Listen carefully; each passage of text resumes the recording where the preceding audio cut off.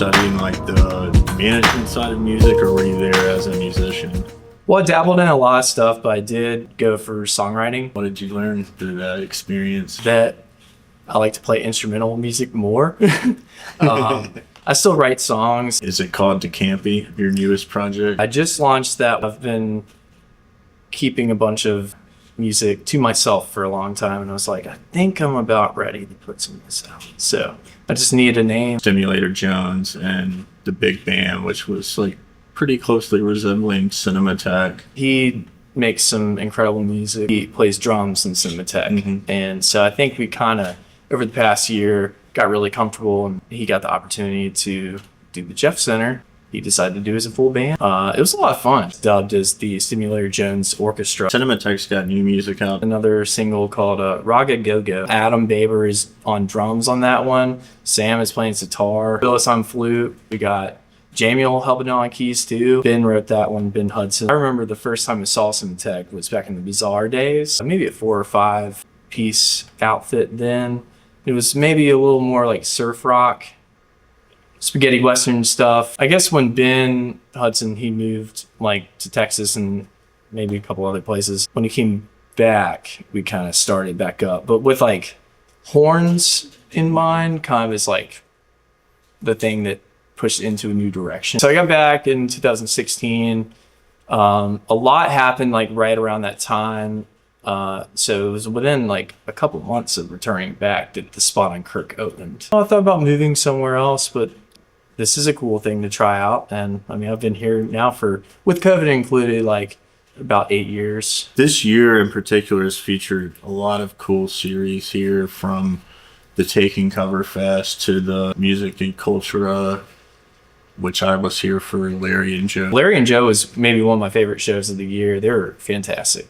Limbers and Stray Lions. End of the Fog, we were here for the Halloween show. My favorite thing about booking stuff here is introducing a local to a really cool touring band that might be like within their realm, and then they stay friends. Like that's like a long lasting effect is kind of what I'm like going for. We were looking for artists, and Sullivan Smith, he pretty much put it all together. I would suggest people, Nadine or Doc McClintock I was like, oh, well, Nadine's a new artist. I, could help produce something. Where are you doing that at?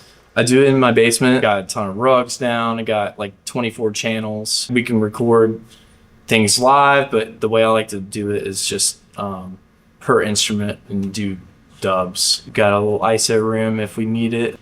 Take the thing we did with Nadine, sing this song and alight with all the instruments that were never played on it before, just helping bring it to life. My friend Zach Wiley, we've got like a long running album that we need to finish, but I would say it's way more experimental than the stuff that he went to the studio, like other studios for. In my house, it's kind of more like, well, we got a little more time and flexibility to just try things out. My strengths is that, yeah, why don't we just try this weird thing? It's kind of funny how school is. I did like a Pro Tools class, but it's hilarious because I do Logic and Ableton now. And like you spend certain time at school doing these programs and particular things, and then you don't do it in real life. And so that's kind of what happened to me. Songwriting is where I really went down the rabbit hole there. I'm more picky about what I spend my time doing now, because I mean, the venue managing thing is a lot, but I love it. This is a big passion of mine, being here. What's your Spotify rap gonna look like? So Bibio is one of my favorite producers. He's on Warp Records, super eclectic. Also just like a true artist. Like he does all his art, to my understanding. With that being said, Tycho is up there too. He does his own graphic design. So I started DJing. What I like about doing that is just the excuse to listen to like everything. Thievery Corporation, or out there one, Mouse on Mars. It's like, well, I guess I should go to college. Better be for music. I mean, I could have gone for like business. Overall, just glad I went to Berkeley. It was a great time. Beautiful city. Made a lot of friends there. I've been fortunate enough to have some of them play here. Like who? I've had Bat House here.